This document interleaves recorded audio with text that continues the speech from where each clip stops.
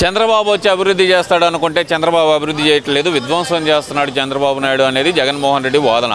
నిజంగానే ఎవరి హయాంలో అభివృద్ధి ఎక్కువ జరిగిందంటారు? ఈ సంవత్సర కాలంలో అభివృద్ధి జరిగిందంటారా, లేదంటే కనుక జగన్మోహన్ రెడ్డి 5 సంవత్సరాల కాలంలో అభివృద్ధి జరిగిందంటారా? చంద్రబాబు నాయుడు టైంలోనే అభివృద్ధి జరిగింది. రోడ్లు కనపడతానే ఉన్నాయి. సరే పోతే పోతాయేమో, తర్వాత విషయం. మళ్ళీ పోతే వేస్తారు. అభివృద్ధి జరిగింది. అట్లానే చాలా కంపెనీలు తీసుకొస్తున్నాడు. ఆ కంపెనీలు తీసుకొచ్చిన ఫలితాలు ఇప్పుడే రావు, ఒక 2 సంవత్సరాల తర్వాత వస్తాయి. ఇంకా అభివృద్ధి ఇంకా చెందంది ఎక్కడ? చెందుతానే ఉంది. చంద్రబాబు నాయుడు అభివృద్ధి చేస్తున్నాడు. కాంది ఎక్కడ? ఇక్కడ గుంటూరులో కూడా ఆ బ్రిడ్జి కడుతున్నారు, ఇవన్నీ చేస్తానే ఉన్నారు.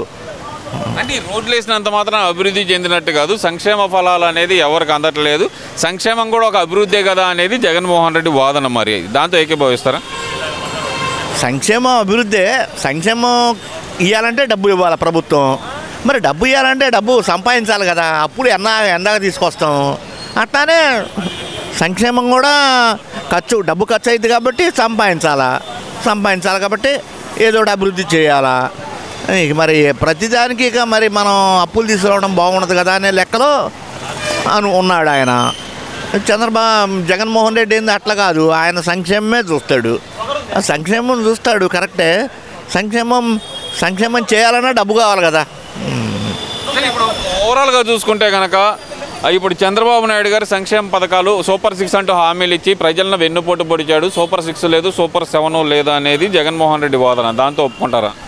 ఇప్పుడు సూపర్ 6 హామీలు ఇచ్చాడు, అవన్నీ ఎక్కగానే చేయటం సాధ్యం కాదు. 1, 2, 3 ప్రకారం చేస్తానే ఉన్నాడు, చేస్తాడనే నమ్మకం జనానికి ఉంది. ఎలా ఉందంటారు? అసలు ఇంతవరకు ఏమీ చేయలేదు అంటున్నారు కదా. సూపర్ 6లో ఒక్క పథకం అమలు కాలేదనేది వైసీపీ నాయకుల వాదన.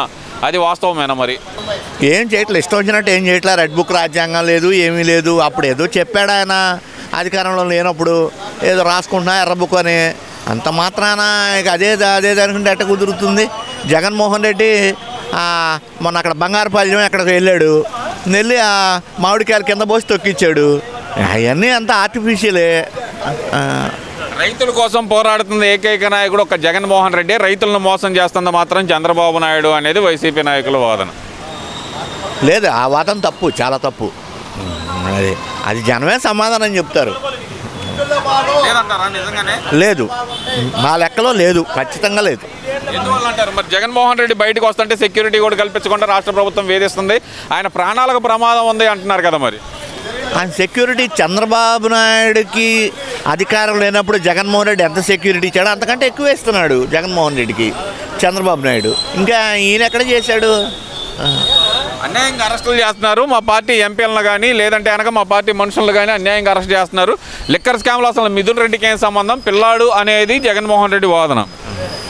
అది మనం ఎవిడెన్స్ లేదు, అరెస్ట్ చేయట్లేదు అంటున్నాం. అది ఆ తప్పో రైటో కోర్టే తెలుస్తాయి, మనం ఎవరో మాట్లాడటానికి. ఆయన అంటానే ఉన్నాడు. అసలు చెప్తున్నా, అన్యాయం ఉంటే కోర్టులే తెలుస్తాయి. కోర్టులే తెలిసి కోర్టులే ప్రభుత్వాన్ని తప్పు పడతాయి. ఇదేంది ఇట్లా మీరు చేయట్లేదని. కానీ కొన్ని తప్పు పడుతున్నాయి, కొన్ని విషయాల్లో తప్పు పడుతున్నాయి కోర్టులు. అంటే ఇక్కడ ఎలా చూడాలంటారు? పదే అసలు ప్రభుత్వం బాగాలేదు, ప్రభుత్వం ఏం చేయట్లేదు అనే వాదన ఎందుకు జనాల్లోకి తీసుకెళ్లాలని చూస్తున్నారు? అసలు రెడ్ బుక్ రాజ్యాంగమే నడుస్తుంది అనేది ప్రతి ఒక్క వైసీపీ నాయకుడు చెప్తున్న మాట. మరి అది ఎంతవరకు కరెక్ట్ అంటారు? లేదు, అది తప్పు. అది అసలు రెడ్ బుక్ రాజ్యాంగం అనేది ఆయన అధికారంలో ఉన్నప్పుడు ఏదో రాసుకున్నాడు, చేశాడు. దాని ప్రకారం రాజ్యాంగం నడవడం అనేది లేదు. ఇప్పుడు కోర్టుకు పెడుతున్నాడు ప్రతి విషయాన్ని కోర్టుకు పెట్టినప్పుడు కోర్టునే తెలుస్తుంది తప్పు రైటు.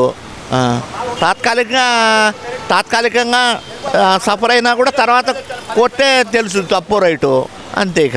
సరే, ఇక్కడ ఇంకో విషయం కూడా చూసుకుంటే కనుక మరి వైసీపీ నాయకులు కార్యకర్తల కోసం ఒక యాప్ తీసుకొస్తున్నాను నేను, అందులో మీకు జరిగిన అన్యాయాన్ని అప్లోడ్ చేయండి, మనం అధికారంలోకి వచ్చిన తర్వాత ఒక్కొక్కళ్ళకి మన జగన్మోహన్ రెడ్డి 2.0 ట్రీట్మెంట్ చూపిస్తా అంటున్నాడు కదా. మరి బెదిరింపు రాజకీయాలు అవన్నీ, బెదిరింపు రాజకీయాలు. తెలుగుదేశానికి ఓటేయకుండా బెదిరిస్తే ముందుగానే బెదిరిస్తున్నాడు, అంతే.